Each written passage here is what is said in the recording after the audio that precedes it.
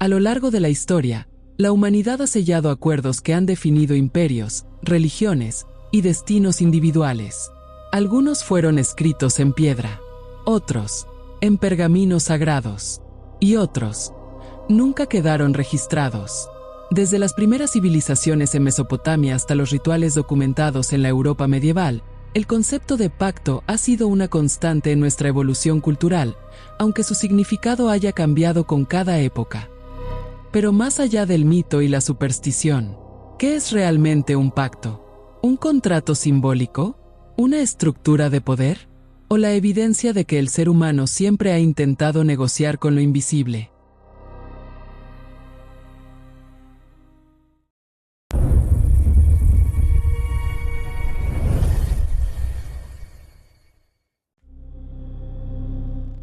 El origen del pacto. Antes de los imperios, antes de las religiones organizadas, incluso antes de la escritura, el ser humano ya intentaba establecer acuerdos con aquello que no podía controlar. A ese acto lo llamamos pacto. En su definición más básica, un pacto es un acuerdo voluntario entre dos partes que asumen obligaciones mutuas. En términos jurídicos, implica compromiso, condiciones y consecuencias. Pero cuando trasladamos esta idea al terreno religioso y espiritual, el significado se amplía. Un pacto se convierte en una alianza simbólica entre el ser humano y una fuerza considerada superior, invisible o trascendente. No se trata solo de un contrato. Se trata de intercambio. Protección a cambio de obediencia. Poder a cambio de lealtad. Conocimiento a cambio de algo más íntimo. Los primeros registros documentados de pactos aparecen en la antigua Mesopotamia, alrededor del tercer milenio antes de Cristo. En tablillas cuneiformes halladas en ciudades como Ur y Babilonia, se describen alianzas entre gobernantes y deidades tutelares. Estos acuerdos no eran metáforas. Eran compromisos rituales que legitimaban el poder político y aseguraban protección divina sobre la ciudad. El rey no gobernaba solo. Gobernaba en nombre de un dios. Y ese vínculo debía renovarse mediante ceremonias, ofrendas y juramentos sagrados. En la tradición hebrea, el concepto de pacto adquiere una dimensión estructural. La palabra hebrea es berit. No significa simplemente acuerdo. Implica alianza sellada con sangre, compromiso inquebrantable y, en muchos casos, una señal física que lo recordaba para siempre. El acuerdo entre Dios y figuras como Abraham o Moisés no solo establece una promesa espiritual, sino también un marco legal y moral para toda una nación. Aquí el pacto deja de ser individual y se convierte en colectivo. Define identidad, territorio y destino histórico. Un pueblo entero ligado por una promesa. Bendición, a cambio de fidelidad. Protección, a cambio de obediencia. En el antiguo Egipto, los rituales funerarios y las fórmulas del llamado Libro de los Muertos revelan otra forma de pacto. El difunto declaraba su pureza ante los dioses, esperando acceso al más allá. En Mesoamérica, el equilibrio cósmico dependía de un pacto continuo. Los gobernantes y sacerdotes ofrecían su propia sangre en ceremonias dedicadas al sol y a la guerra, porque el universo mismo estaba sostenido por ese intercambio. El principio era el mismo en todas estas culturas. Intercambio. Dar para recibir. Sacrificar para asegurar continuidad. Negociar con lo invisible. Lo que cambia entre culturas no es la estructura del pacto. Lo que cambia es la interpretación de la entidad con la que se establece el acuerdo. Puede ser un Dios creador, un espíritu de la naturaleza, una fuerza cósmica, pero la lógica permanece intacta. El ser humano reconoce su vulnerabilidad y busca estabilidad a través de la alianza.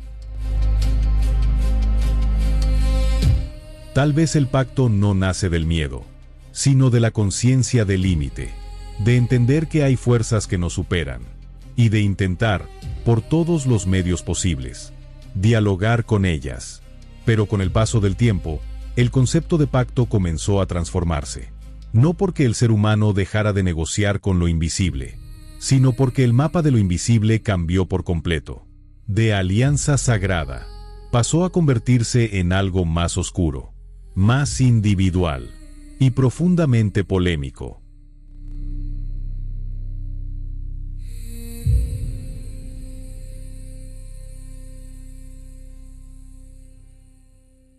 Del dios al demonio, la transformación del pacto. La historia de Fausto es conocida. Un hombre que, insatisfecho con el conocimiento humano, decide sellar un acuerdo con una entidad oscura a cambio de sabiduría y poder. Su alma, como garantía. Pero Fausto no es el origen del pacto demoníaco. Es su consecuencia. La versión más influyente del mito aparece en el siglo XVI en Alemania, a través del Faustbuch, un libro anónimo que recopila la leyenda popular. Décadas más tarde, el dramaturgo Christopher Marlowe llevó la historia a los escenarios ingleses con su obra La trágica historia del Dr. Fausto. Pero sería Johann Wolfgang von Goethe quien, entre 1808 y 1832, transformaría definitivamente la leyenda en una obra monumental. Su Fausto ya no es simplemente un hombre ambicioso. Es el símbolo de la humanidad enfrentada a su propio límite. Sin embargo, la idea de vender el alma no surge en el vacío. Surge en un contexto profundamente religioso, donde la cosmovisión europea ya estaba dominada por el cristianismo. Y aquí ocurre algo decisivo. Las antiguas deidades no desaparecen. Se transforman. Con la expansión del cristianismo en Europa, muchas divinidades paganas fueron reinterpretadas. Dioses locales, espíritus tutelares y entidades de antiguas religiones comenzaron a ser vistos como fuerzas engañosas o demoníacas. Lo que antes era un dios protector, ahora podía ser considerado un demonio. No cambió necesariamente la experiencia, cambió el relato. Este fenómeno es conocido como sincretismo religioso, la fusión, adaptación o resignificación de creencias cuando una cultura dominante absorbe a otra. En este proceso, los pactos dejan de ser alianzas reconocidas socialmente y comienzan a convertirse en actos clandestinos. Ya no se negocia con un dios del panteón oficial, se negocia con lo prohibido. Y cuando algo se vuelve prohibido, adquiere poder. En la teología cristiana medieval, el universo se estructura de manera binaria: Dios y el adversario. Bajo esta lógica, cualquier contacto espiritual fuera del marco oficial es sospechoso. La figura del demonio se convierte entonces en el receptor simbólico de todos los pactos no autorizados. El pacto ya no garantiza protección divina. Ahora promete atajos, conocimiento sin permiso, poder sin bendición. Durante la Edad Media y el Renacimiento, Europa vivía tensiones religiosas, inquisiciones y persecuciones. El Concilio de Trento, celebrado entre 1545 y 1563, reafirmó la realidad del demonio y la posibilidad del pacto demoníaco como herejía punible. El mito dejaba de ser folclore, para convertirse en delito. En ese contexto, la idea del pacto con el diablo funcionaba como explicación de fenómenos extraordinarios: talento inusual, éxito inesperado, prácticas mágicas, incluso rebelión intelectual. El relato evoluciona porque la sociedad evoluciona. En la antigüedad, el pacto era parte del orden cósmico. En la Edad Media, el pacto se convierte en transgresión. Y en esa transformación, nace el mito moderno. La pregunta no es por qué dejaron de hacerse pactos con dioses antiguos. La pregunta es quién definió qué entidades eran legítimas y cuáles debían ser temidas. Porque cada era reconfigura sus fuerzas invisibles según su estructura de poder. El pacto nunca desapareció. Cambió de nombre, cambió de rostro y quizás cambió de estrategia. El pacto medieval era transgresión. El pacto renacentista empezaba a ser también ambición. Y en esa ambición, la historia encontró nuevos nombres.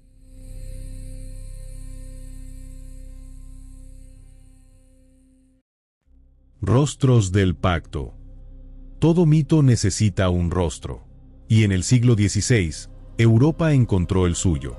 Johann Georg Faust fue un médico, astrólogo y alquimista itinerante que vivió en Alemania durante el Renacimiento. No existen pruebas de que realizara un pacto sobrenatural, pero su reputación de erudito heterodoxo y practicante de artes ocultas fue suficiente para que, tras su muerte, comenzara a circular una historia distinta. Una historia donde el conocimiento tenía un precio. El rumor precede al mito, y el mito construye la leyenda. En el siglo XX, la figura del pacto encontró un nuevo escenario: la música. En el sur de Estados Unidos, una historia comenzó a circular entre músicos de blues. Una encrucijada, medianoche y un acuerdo. La leyenda apunta a Robert Johnson, figura central del blues del Delta, quien supuestamente habría vendido su alma en el cruce de las autopistas 61 y 49, en Clarksdale, Mississippi, para obtener virtuosismo musical. Hoy, ese lugar es casi un santuario laico del mito. No hay evidencia histórica que confirme el relato. Pero el mito fue lo suficientemente poderoso como para integrarse en la cultura popular y alimentar lo que más tarde se llamaría el Club de los 27. El talento inexplicable necesita una explicación extraordinaria. Y la muerte prematura intensifica el misterio. En el Caribe, la salsa también tuvo su elegido. Héctor Lavoe, el cantante de los cantantes, llegó desde Puerto Rico a Nueva York con un talento que parecía no tener límites. Su voz, su capacidad de improvisación, su conexión con el público, todo en él era extraordinario. Pero los excesos comenzaron a perseguirlo. Amigos y colegas hablaban de demonios que lo atormentaban. Se dice que recurrió a la santería para romper su adicción, buscando protección espiritual con collares y rezos. No funcionó. El SIDA, el fallecimiento de su hijo, el intento de autofiniquitar su existencia, fue descrita por quienes lo conocieron como una tragedia clásica. Murió a los 46 años, y su historia quedó para siempre ligada a la idea de que el talento extremo tiene un precio. En Brasil, otro mito se gestaba en silencio. João Gilberto, el creador de la bossa nova, transformó para siempre la música brasileña con su guitarra y su voz susurrada. Pero quienes lo conocieron lo describen de forma inquietante. Carlos Lira, otro grande de la bossa nova, lo llamaba Drácula. ¿La razón?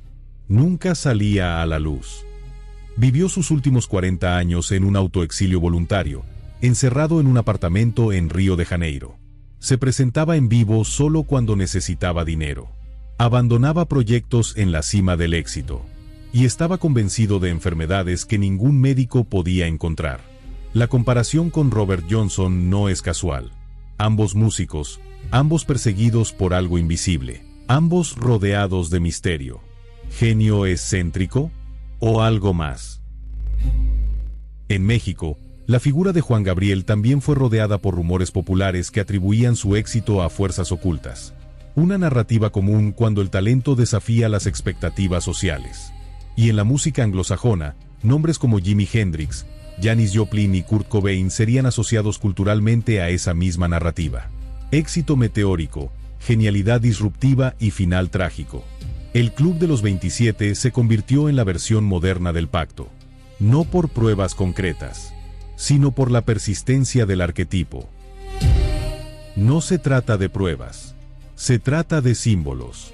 Cada generación proyecta en sus ídolos la antigua estructura del pacto, un intercambio invisible, para explicar lo extraordinario.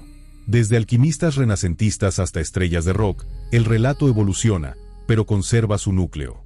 La sospecha de que el poder excepcional exige un precio excepcional. Y mientras exista ambición humana, el mito del pacto seguirá encontrando nuevos nombres.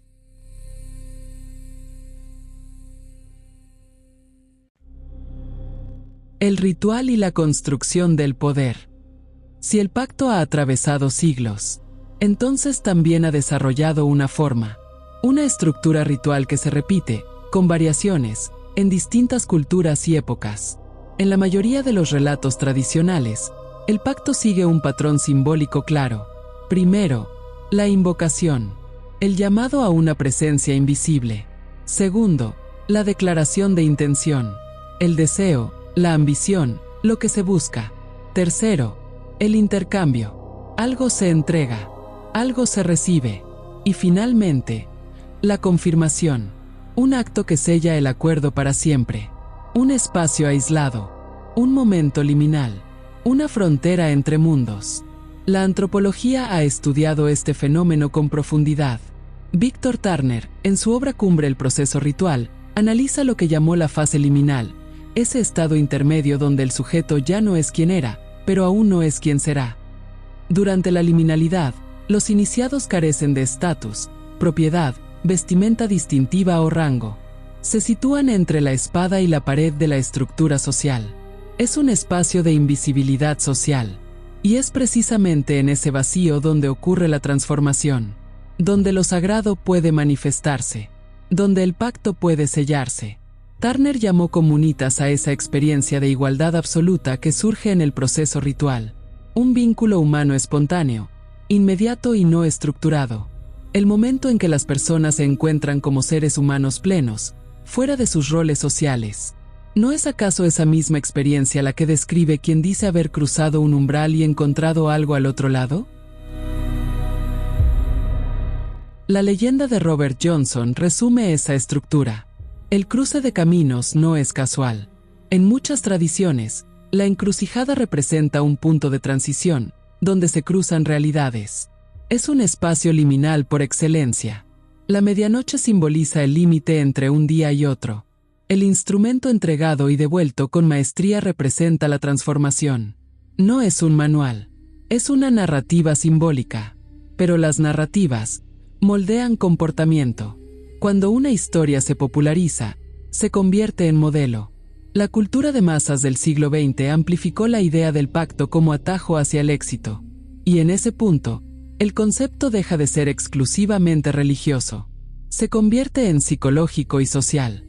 Hay otra dimensión del pacto, una menos mística y más estructural. En sociedades modernas, el pacto puede interpretarse como un acuerdo implícito con sistemas de poder. Renunciar a principios personales a cambio de ascenso. Adaptarse a normas invisibles para acceder a círculos cerrados. No se trata necesariamente de entidades sobrenaturales. Se trata de estructuras. El sociólogo C. Wright Mills, en su obra La élite del poder, describió cómo los altos círculos de la sociedad estadounidense operan mediante una convergencia de intereses entre las élites económicas, militares y políticas. Estos grupos no necesitan pactos sobrenaturales. Sus pactos son de lealtad, de silencio, de pertenencia. Y las reglas son claras: ser leal a los miembros de la organización, no interferir con los intereses de los demás, no ser un informante. En las sociedades secretas, el paralelismo es aún más evidente. La sociedad secreta Abaqua, de origen carabalí y desarrollada en Cuba, exigía a sus iniciados un compromiso absoluto. Los signos que se dibujan en el cuerpo del recipiendario para las pruebas de la iniciación, rayas, firmas, marcas, lo unirán hasta la muerte y más allá de la muerte, a la fuerza misteriosa que veneran, a los espíritus de los antepasados y a sus hermanos en la religión, con lazos más estrechos que los del parentesco sanguíneo. El pacto es con lo invisible, pero también con la comunidad, con los vivos y con los muertos. En la mafia siciliana, el ritual de iniciación sigue un patrón similar. Se pincha el dedo del iniciado, se derraman gotas de sangre sobre una imagen de un santo, se prende fuego a la imagen mientras el novato jura: como queme este santo, así quemará mi alma si traiciono. Sangre, fuego, juramento. Los mismos elementos que encontramos en los relatos medievales de pactos demoníacos. Solo cambia el objeto de culto. Toda élite funciona mediante lealtad. Toda industria exige alineación. Y todo poder tiene condiciones. El mito del pacto persiste porque responde a una intuición humana profunda, que el éxito extremo rara vez es gratuito. La narrativa del precio tranquiliza al observador. Si alguien alcanzó la cima, debe haber entregado algo. La mente humana busca equilibrio narrativo. Si hay éxito sin explicación visible, debe haber un costo oculto. El mito del pacto restaura ese equilibrio. Entonces la pregunta cambia. ¿El pacto ocurre en un ritual o en una decisión silenciosa? ¿Se firma con sangre o con convicciones? Tal vez el pacto más poderoso no es el que se realiza en la oscuridad de una encrucijada, sino el que se firma cada vez que el ser humano decide que está dispuesto a sacrificar para obtener lo que desea. El pacto interior. A lo largo de la historia, el pacto ha tenido muchos rostros: dioses, demonios, espíritus, entidades sin nombre. Pero, ¿y si la forma siempre dependió del momento cultural? Cada época proyecta sus miedos y aspiraciones sobre lo invisible. En la antigüedad, eran dioses tutelares. En la Edad Media, demonios. En la modernidad, fuerzas ocultas, energías, incluso seres interdimensionales. El rostro cambia. La estructura permanece. Tal vez la entidad no elige la forma. La mente la interpreta. Existe una posibilidad menos explorada. Que el pacto no siempre ocurra con una entidad externa, sino con una construcción interna, con una figura nacida del imaginario colectivo, reforzada por creencias culturales, alimentada por narrativas repetidas durante siglos. Cuando una idea se repite lo suficiente, adquiere vida simbólica, y cuando se cree con intensidad, puede volverse real para quien la invoca. La mente humana es capaz de crear imágenes poderosas. Puede construir dioses, puede construir demonios, y también puede negociar con ellos. La historia de la espiritualidad humana está llena de ejemplos donde lo venerado y lo temido nacen del mismo lugar, la necesidad de dar forma a lo inexplicable. En ese escenario, el pacto no sería un contrato sobrenatural en el sentido literal. Sería un acuerdo con partes ocultas de uno mismo. Ambición, miedo, deseo de reconocimiento. Sombras que habitan en rincones profundos de la conciencia. El filósofo Paul Ricoeur, en su obra Finitud y culpabilidad, exploró cómo el símbolo da lugar al pensamiento. Como las narrativas sobre el mal, la culpa y la redención no son meras historias, sino estructuras que moldean la experiencia humana. El mito del pacto, visto así, sería una de esas estructuras. Un marco simbólico para comprender la lucha interna entre lo que somos y lo que anhelamos ser. Entre nuestros límites y nuestros deseos más profundos. Bajo esta lectura, el pacto se convierte en una decisión extrema. Sacrificar valores, relaciones o equilibrio personal para alcanzar poder, éxito o trascendencia.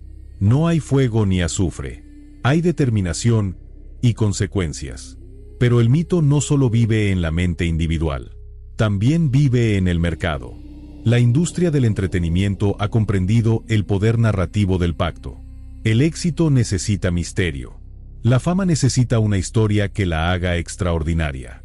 Y pocas historias venden más que la idea de haber pagado un precio oculto por alcanzar la cima. Disqueras, productoras y medios amplifican símbolos, alimentan rumores y consolidan arquetipos.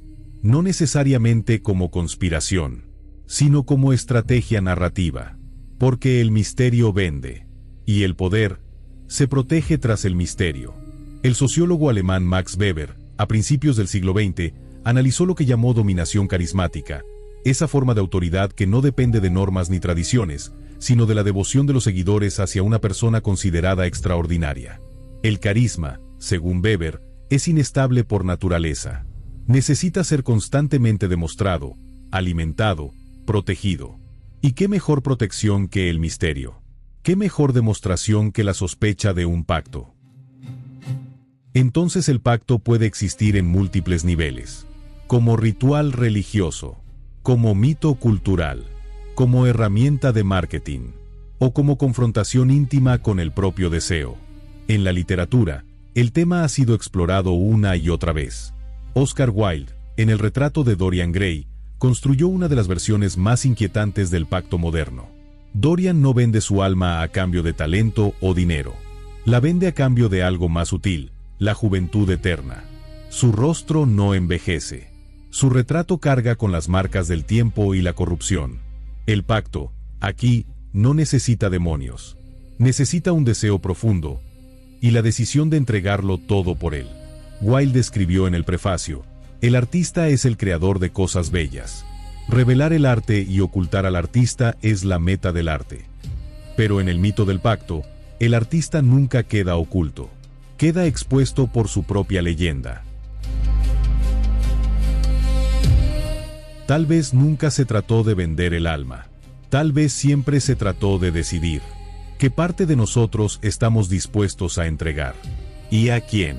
En la literatura, en la música, en el cine, el pacto sigue reapareciendo, porque responde a una pregunta que ninguna época ha podido eliminar. ¿Qué estarías dispuesto a sacrificar por lo que más deseas? No hay respuesta universal, solo decisiones individuales. Y la certeza de que, como escribió el poeta, todo lo que vale la pena tener, tiene un precio.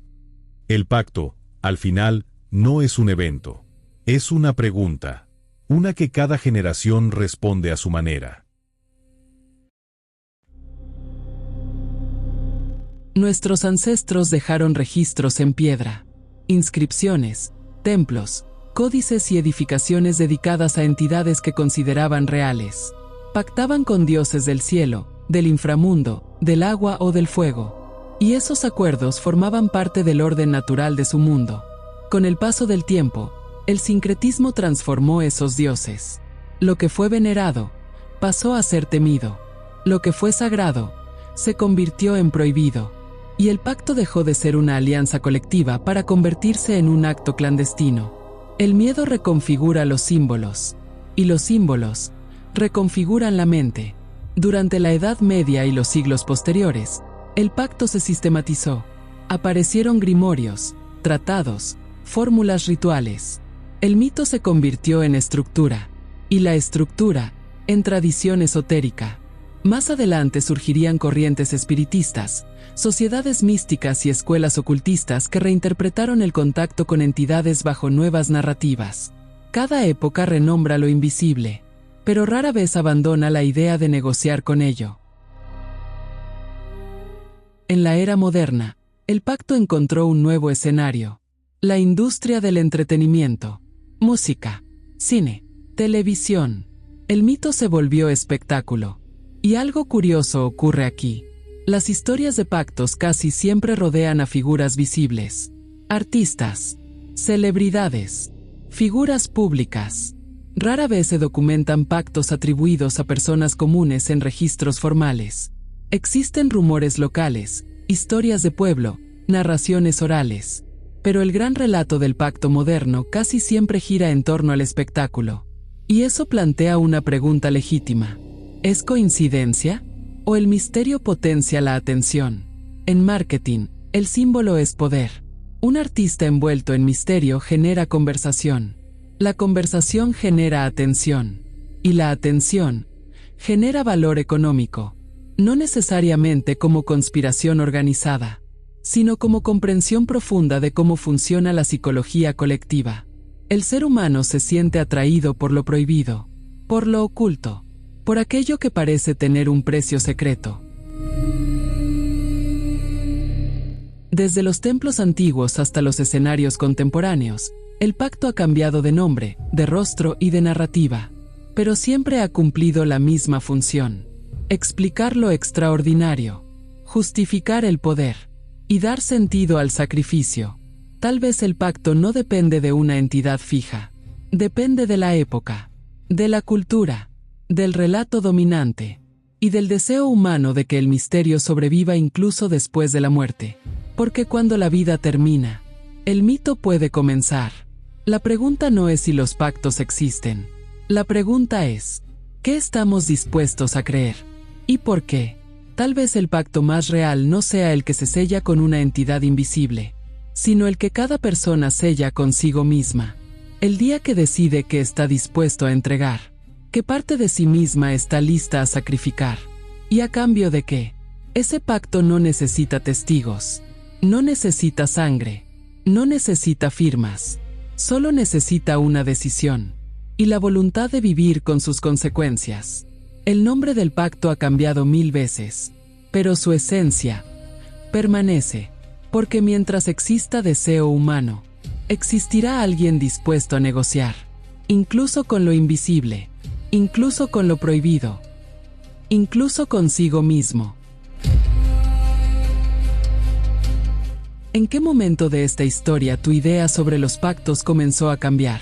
¿Crees que el pacto es externo o una negociación con uno mismo? Te leo en los comentarios. Si te interesa este tipo de investigaciones serias, suscríbete y activa las notificaciones. Quedan muchos temas por revisar, muchos símbolos por desentrañar. A veces, el pacto más importante no es el que se firma con alguien más, es el que se hace en silencio, cuando nadie observa. Gracias por acompañarnos. Nos vemos en el próximo video. Hasta pronto, y felices lunas.